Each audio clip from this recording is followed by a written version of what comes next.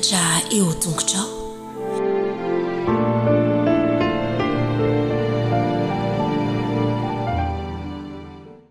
Ampifaliana indray ry namana malala isany ny fanketako aminao amin'ny fandiniantsika ny famerenantsika ny lesona sekoly sabata lesona fahadimy izay maneho lohateny hoe ny fahatezeran'Andriamanitra fitiavana.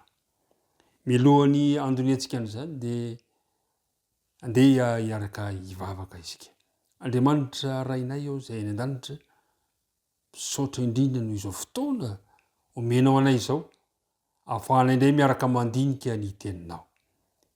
Mangataka aminao izay mba hamela ny tsy fantanteranay ny elokay rehetra, aoka mba ho vita fihavanana aminao zahay, ka ny fanenao masina mihitsy no ampitoerinao aty amponay ahafahanay matakatra ny teninao, ary zany fanahy zany any keo no ampianatra anay. Dia mitahizo ampiara-mianatra zao mpiara-miaino izao, lara Kristy no angatana ny vavaka. Amen. Miaraba antsika rehetra rehetra ny mitoerana maro samy hafa ihany, tonohy ny mandrakariva ho amintsika ny fiadanan'ny tompo, ny fahatezeran'Andriamanitra fitiavana. Ny andinina tao tadina dia izay voasoratra amin'ny Salamo 7:70, andininy 7:30 manao hoe nefa Andriamanitra kosa be famondram-po dia mamela heloka ka tsy mandringana, eny mahatsindry fo tokoa izy ka tsy nofo aziny avokoa ny fahavinirany. Hafahafa zany lohateny izany, kanefa lohateny izay tiako hisarihana ny sainao, fa lohateny hafantaranao indray, hamafisana indray fa fitiavan'Andriamanitra. Na dia asongadina matetika ao anatin'ny Baiboly aza ny famondram-pon'Andriamanitra, dia nandray tokoa manelingelina ny saina, manelingelina ny maro ny momba an'izany hoe Andriamanitra maneho fahatezerana izany. Satria misy mieritreritra manao hoe raha fitiavana tokoa Andriamanitra, nahoana tokony ampiseho fahatezerana be izy? Eny, ry mpiara-mianatra, tena mampiseho fahatezerana Andriamanitra fa saingy izao ny fitiavana no mahatonga an'Andriamanitra natanteraka an'izany. Ilay Andriamanitra ivavahantsika, ilay Andriamanitra irahantsika eto, Andriamanitra fitiavana izy. Ka nahoana Andriamanitra no maneho fahatezerana? Ity am-piandohana zany tiana hisarika an'izay tsika, fa matezitra ilay Andriamanitra fitiavana ny faharatsiana, ny ratsy, satria fitiavana izy.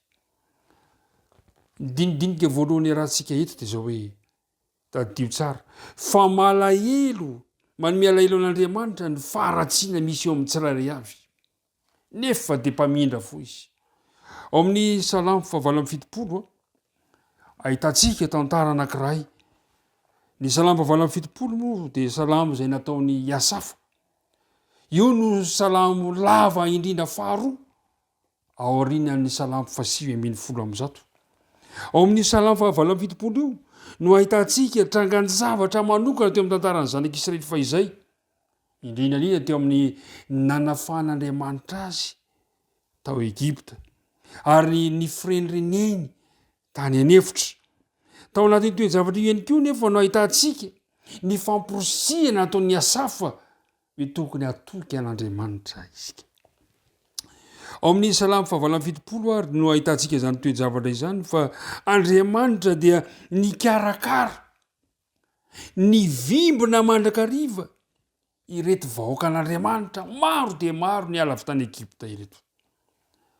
Alohan'ny jerentsika ireto antara dia izao no tiako lazaina aminao: tia ny marina ary mankahala ny ratsy ilay Andriamanitra ao amin'ny Baiboly, ary tena manenjika ny fihetseham-pon'Andriamanitra ny fahotana sy ny faharatsiana izay mampahorona sy mampijaly ny olona. Eny, fa na dia hoe noho ny avy amin'ny nataon'ny olona ihany aza mavoa azy, malahelo Andriamanitra, halan'Andriamanitra ny faharatsiana. Ka ny Salamo 7:70 dia fitantaran'ny Iasafa ireo fitantanan'Andriamanitra ny vahoakan'Andriamanitra. Ao amin'ny andininy 8:10 zao dia lazantsika an'izao hoe nampisaraka ny ranomasina izy ka nitondra azy nita. teo alohan'ny toe-javatra sarotra teo alohany ranomasina ny tantan'Andriamanitra zany ny fanambarany mpanao salamo no navelany sokafan'Andriamanitra ny ranomasina ary de nandeha ny hita teo amin'ny tany maina izy ireo dia nampijanona ny rano toy ny atotany zavatra amin'ny 1:4 ary ny rahona no nitondrany azy raha toandro ary afo manazava noho ny alina rehefa nangitahita teny anefitra indray izy ireo de zao ny voalaza amin'ny 1:4 namaky ny vatolampy tany inefitra izy ka nampisotro azy nanara-po tahaka ny amin'ny rano lalina fa ny zavatra nampalahelo kanjo mbola nandrosina nota tamin'ny any izy ireo ka nampahatezitra n'Andriamanitra nampalahelo fa tsy tsapatsika ny fitantanan'Andriamanitra tsy tsapako ny fitantanan'Andriamanitra ka miezaka miodina amin'Andriamanitra tezitra Andriamanitra malahelo Andriamanitra eo amin'ny 1:10 koa noho ny reny Jehova izany zany fahotana zany fikomina de tezitra Andriamanitra ry mianatra namana isany vadibadika mandrakariva reto vahoakan'Andriamanitra indraindray manaiky ny fitantanan'Andriamanitra indraindray nefa to miala amin'Andriamanitra io natrehan'ireny toe-javatra ireny anefa de zao maro-po Andriamanitra ary asehon'Andriamanitra mandrakariva amin'izy ireo ny fitantanany ny famondrampon'Andriamanitra eo amin'ny 9:7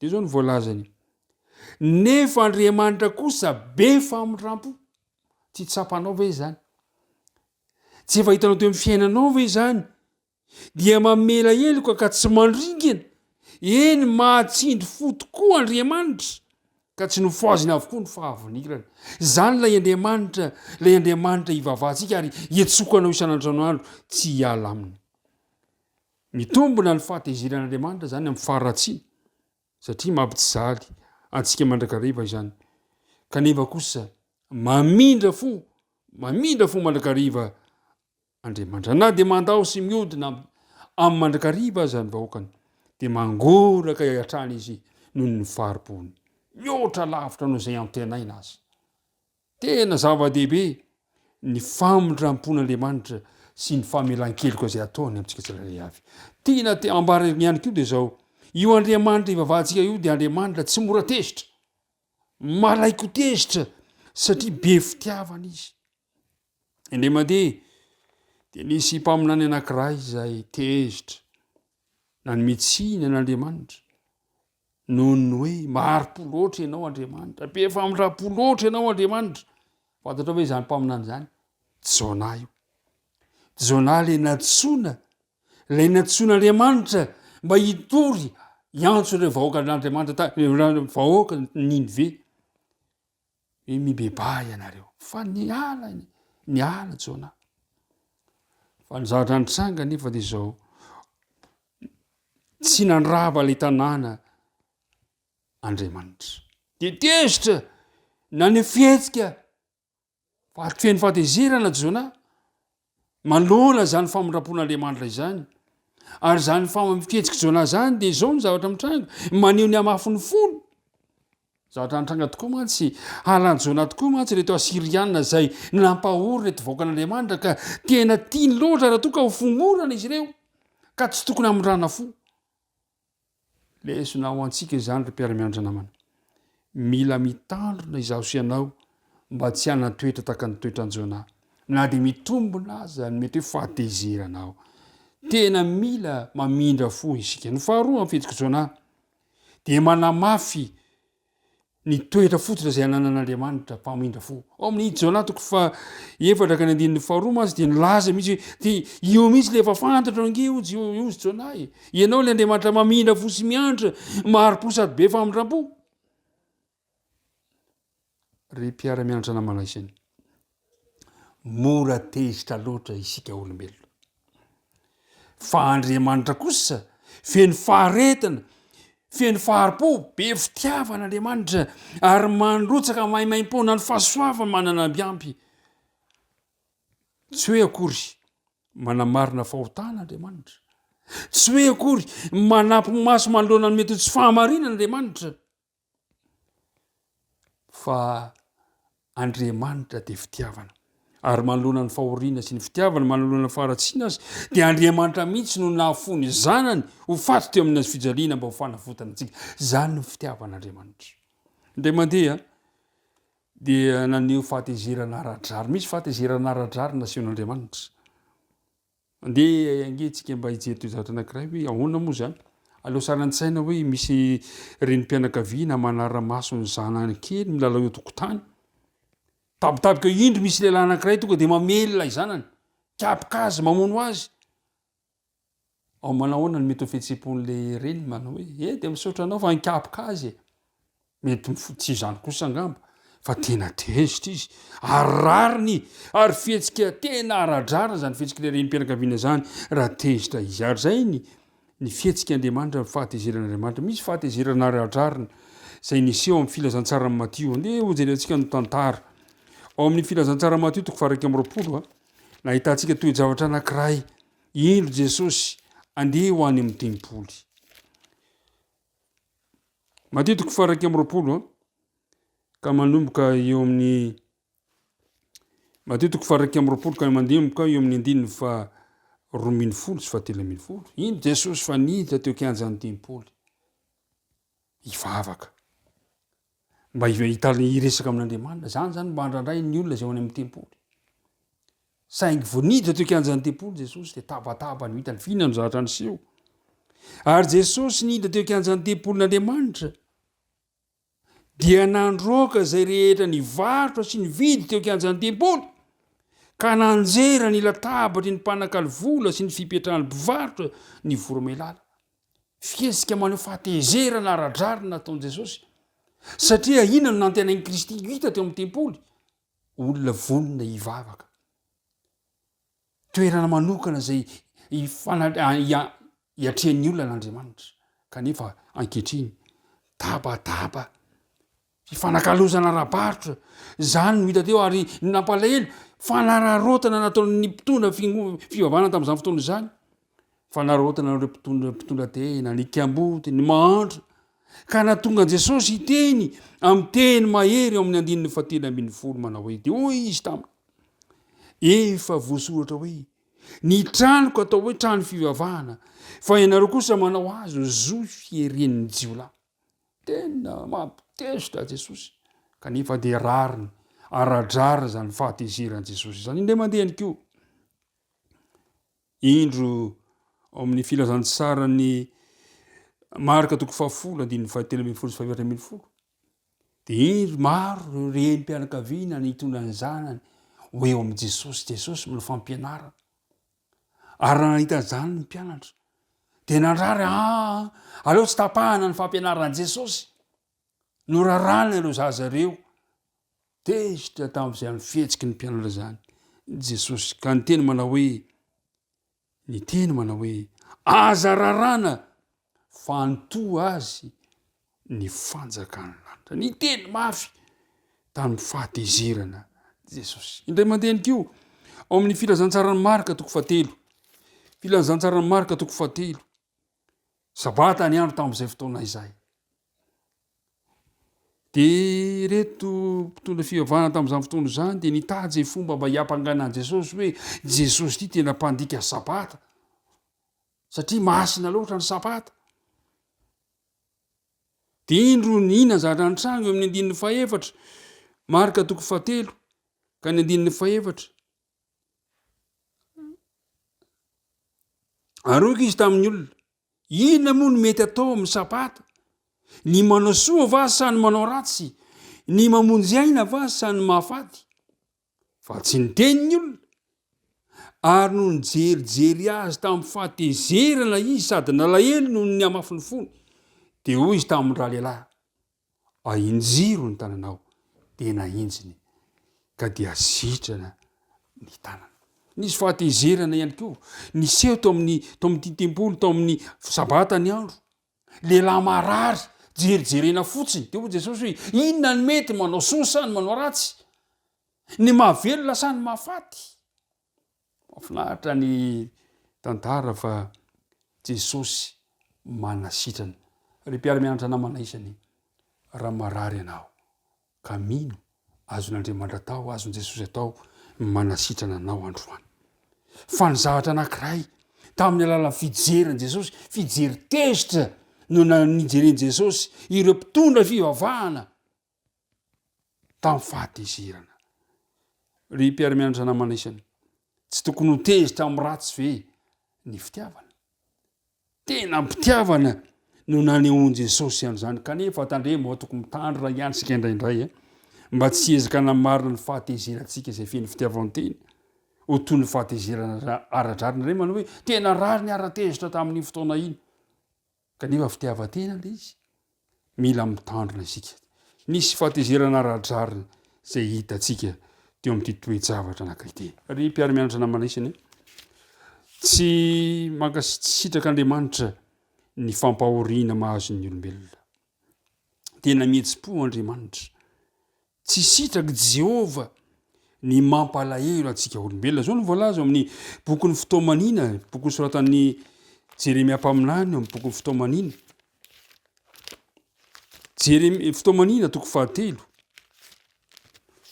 fitoamanina toko fahatelo ka ny andininy faharoa amby telopolo sy ny manaraka zao no voalazan'le teny amin'ny anara Jesosy manao hoe eny fa na de mampahory aza izy de mbola hiantra ihany araka ny haben'ny famondram-pony fa tsy sitrany ny mampahory sy na mampalahelo no zanak'olombelona ny faharatsiana de miteraka fahatezerana amin'Andriamanitra fa tsy sitraka Andriamanitra nefa ny fampahoriana mahazo tsika olombelona de zao ny voalaza amy andininy faraky amby telopolo fa tsy hanary mandrakizay ny tompo ry mpiara-mianatra namana isany de ampahery anao fa tsy sitraka Andriamanitra ny mampahory atsika olombelona fa matoa mitrango zany isika no mbola tia faharatsiana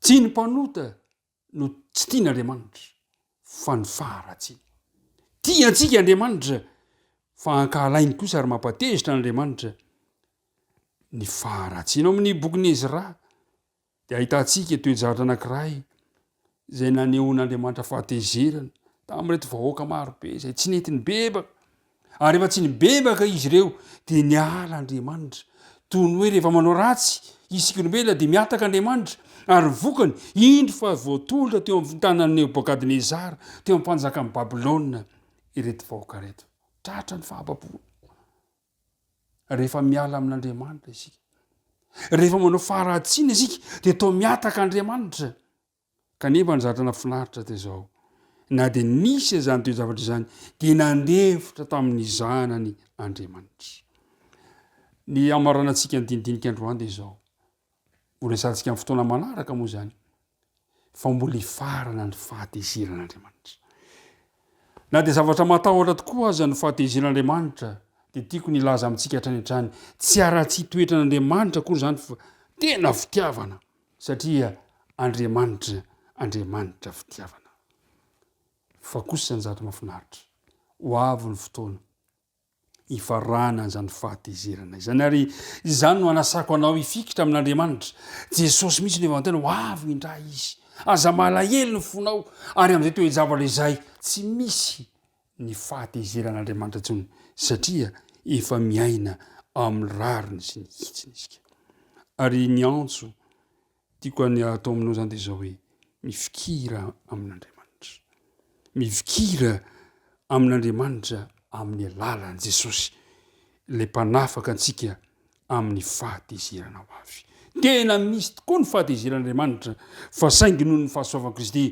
de afaka ho am'izany fahatezerana zany izay mino azy Andriamanitra ne hitantsika tsiraray avy ka noho ny amin'i Kristy ilay tiantsika ilay afaka manalatsika anatin'ny fahatezerana de tiako ianao ranapa-kevitra andray azy indray amin'ity androany ity tompany ombanao tombany omantsika tsiraray avy ary misaotra antsika rehetrarehetra zay nahatra ny haino an'izany hatramin'ny farany tiako atsapanao tianao Andriamanitra ary fombanao izy hivavaka isika Andriamanitra rainay any an-danitra misaotra anao izahay no ny fotoana sarobidy nomenao anay ka nafanay nandinika izany loha hevitra goavana izany mety maneho fahatezerana aminay tokoa ianao satria tsy mety ny ataonay kanefa fantatray fa Andriamanitra fitiavana ianao ka de mamindra fo aminay isan'andro san'andro.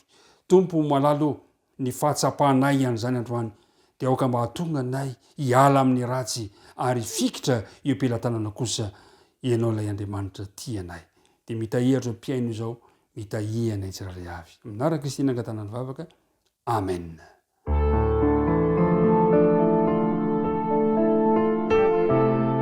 Mianatra eo tongotrao